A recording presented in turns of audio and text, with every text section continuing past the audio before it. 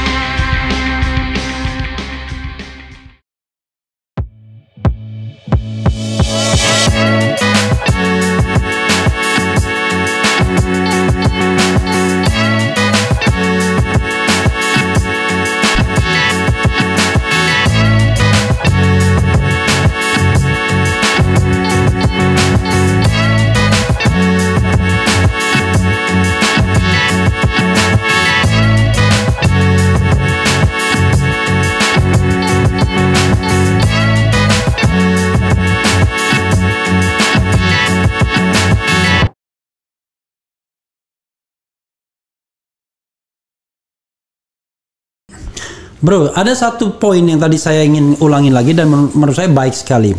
Mengapa SBY tidak tabayun? Kenapa dia lebih percaya gosip? Dan Surya Paloh sendiri mengatakan ini belum diformalkan. Artinya kan masih ada ruang negosiasi dalam politik. Itu kenapa tiba-tiba kok sepertinya sulit sekali bos-bos kita ini, negarawan-negarawan kita ini, senior-senior kita ini berkomunikasi untuk hal seperti ini. Ini kegagalan tim 8 juga. Kenapa? Dan kegagalan para juru bicara di seputar calon wakil presiden Pak AHY. Saya melihat mereka ini kan memang datang dengan paket-paket kepentingan, tapi kemudian yang tadi dibilang itu kesulitan untuk memformasi bagaimana mencairkan suasana, terus lebih legowo dan lain-lain. Dan faktor yang kedua itu memang kita tidak bisa pungkiri, Pak RH, SBY ini terlalu elitis, sangat-sangat elitis. Terakhir kali saya mengamati ketika kehadiran tim 8 dan Pak Anies ke CKS itu, saya melihat seolah-olah dia masih berkuasa sebagai presiden. Dia tidak egaliter, dia lebih menunjukkan saya punya kekuatan. Uang saya tidak berseri. Tapi perilaku yang sama kan terjadi juga dengan tokoh senior lainnya ya. Kalau saya lihat Surya Paloh saya dalam rangka tidak membela. Karena beberapa kali kritikan kita itu dia respon. I see. Dan dia bicara otentik apa adanya. Dan dia menantang kalau memang saya dituduh pengkhianat apa saya punya. Ya kan? Nah ini semua sudah terjadi di ruang publik. Orang-orang yang kita sayangi. Walaupun secara catatan pribadi, saya kan menderita juga sebagai oposisi ketika 10 tahun melawan SBY. Tapi hari ini saya mengalah demi rakyat. Kalau ikut kriteria kepentingan pribadi, saya orang pertama yang tidak setuju Anies didukung oleh SBY, oleh Demokrat. Karena praktek kekuasaan di era mereka juga bermasalah. Banyak kejahatan korupsi. Dan tindakan-tindakan yang hanya semakin kesini terlihat bahwa SBY itu hanya menyiapkan putra mahkota. Bro, Saya kira bagian ini kita selesaikan ya. Artinya poin Anda adalah ya jangan salahkan Anies dong. Tidak, sebagai rakyat saja kita kan harus bersih hati, legowo. Kita berharap ada timbal balik juga dari Pak SBY. Semoga dia mendengar suara ini. Mudah-mudahan nanti dianulir. Sifat-sifat negarawan, sifat yang lebih bijaksana. Jangan kemudian Anda terlalu memaksakan anak Anda, kemudian Anda mengabaikan. Iya, maksudnya mudah-mudahan dianulir tuh nanti. Harus. Ya. Kalau dia tidak tetap Anda kan platform tidak berubah, calon presiden yang diusung tidak berubah. Pak RH, demokrasi yang baik itu mendengar suara rakyat. Kita ini juga harus terbiasa menyampaikan pesan kepada elit. Kami rakyat memerintahkan kalian, SBY, Pak Surya Paloh, Pak Anies, PKS, segera ketemu untuk tabayun dan tidak usah diekspos. Dan seluruh juru bicara yang memanasi persoalan ini, yang membuat galau ini rakyat, berhenti untuk berbicara saling menghujat. Karena semua pertunjukan yang kalian buat itu tidak sejalan dengan nasihat SBY. SBY berkali-kali mengatakan politisi, kader demokratis itu harus santun. Tapi hari ini kan hancur semua, berantakan. Jadi serangan mereka kepada Anies tanpa mereka sadari, sebenarnya mereka lagi menghancurkan Partai Demokrat itu sendiri.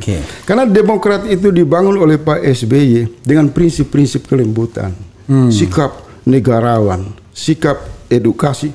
Tapi kalau yang terjadi hari ini kan hanya karena Agus belum berkesempatan kan. Dan sebagai warga negara Republik Indonesia, dia banyak sekali sudah mendapatkan privilege. Yang kedua kita kan dia masih muda, usianya lebih muda. Justru lebih pantas. Masih banyak. Bang RH ini juga salah satu kandidat yang diharapkan banyak orang sebagai calon wakil presiden. Layak untuk menjadi presiden YouTuber. Saya presiden all you. Enggak, serius. Aliansi lintas YouTuber. Abang kan juga saya kan mendengar juga tokoh-tokoh muda yang memang diidolakan oleh jutaan orang. Kita bagian ini kita skip dulu ya. Kalau ada tambahan silakan. Tidak ada batasan kita ngomong di ruang ini. Tapi kan jelas kalau kita misalnya bicara tentang perubahan, ya perubahan itu harus menang. Kalau kalah gimana? Itu nggak ada gunanya kan? Sekarang menurut Anda strategis nggak langkah untuk menggandeng Caimin dan PKB? Sangat strategis. Silakan lakukan eksplorasi. Jangan dilihat pada satu orang Caimin. Karena Caimin itu ketua umum partai, berarti dia mengikat jutaan kader dan simpatisan. Ada infrastruktur yang terhubung ke akar sosial. Dan kemudian kan banyak survei analisa yang mengatakan bahwa pertarungan yang paling strategi itu di Jawa Timur. Kebetulan ada representasi partai politik dari basis NU yang dipimpin oleh Muhaimin.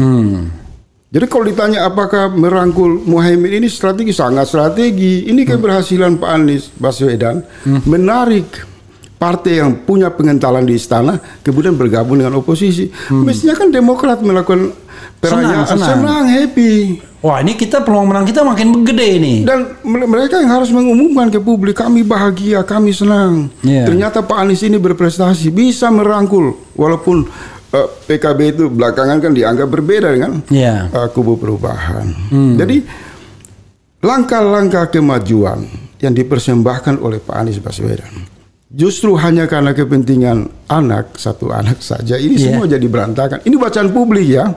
Walaupun saya sendiri masih merasa bahwa AHY ini juga punya kedewasaan.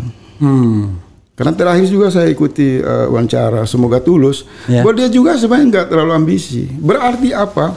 Ada di lingkaran Agus Harimurti, di lingkaran SBY yang memang kerjanya mengompori. Yang kerjanya memang tidak melihat bahwa hadirnya PKB itu sebagai prestasi.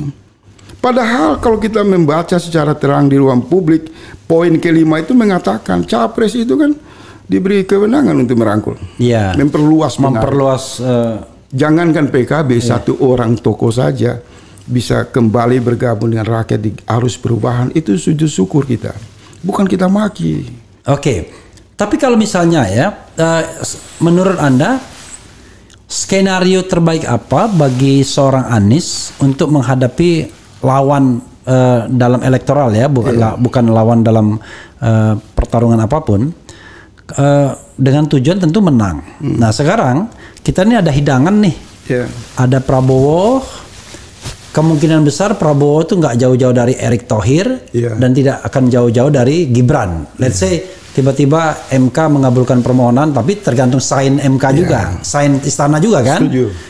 Nah, Prabowo Gibran, lalu tiba-tiba Ganjar ini mungkin dengan kalau gitu kita cari tokoh NU juga tiba-tiba. Bisa juga dengan AHY juga. Bisa dengan AHY juga, ya Ganjar AHY, Ganjar Mahfud MD kan, Ganjar Sandiaga Uno misalnya.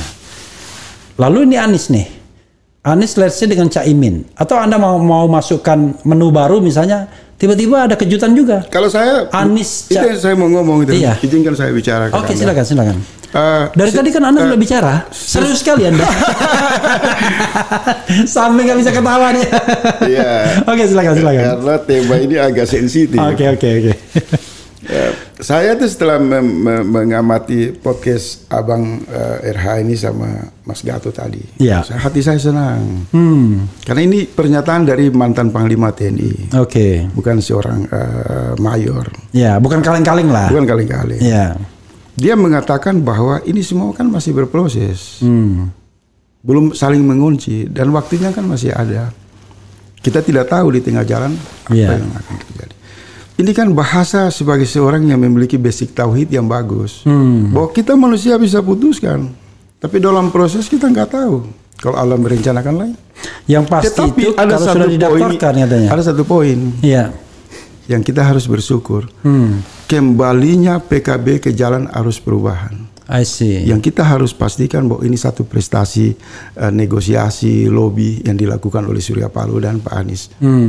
Kita harus sambut gembira. Ada saudara-saudara kita dari partai kebangsaan yang selama ini mesra di lingkaran kekuasaan, tiba-tiba memutar 180 derajat GPS, bergabung dalam barisan. Mestinya ahlan wa sahlan. Kita harus ahlan wa sahlan, kita sambut dengan rabana, dengan ini. Bro, saya dikasih kode itu. Ente suaranya terlalu pelan, kurang kuat. Lalu ininya dia jangan di atas.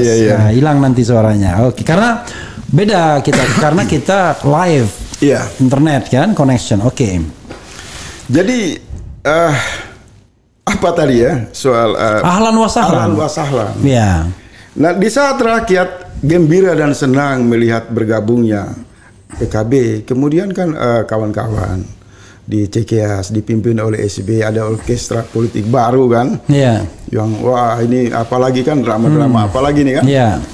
Kemudian saya baca di Twitter itu trending topik semalam satu kata yang selalu melekat dalam situasi psikologi SBY ketika marah, yaitu baperan. Baperan, Sebenarnya kata ini sudah bisa menjadi pintu masuk perenungan bagi Pak SBY. Di usia dan kematangan beliau tidak boleh lagi seperti begini. Tetapi saya masih berdoa.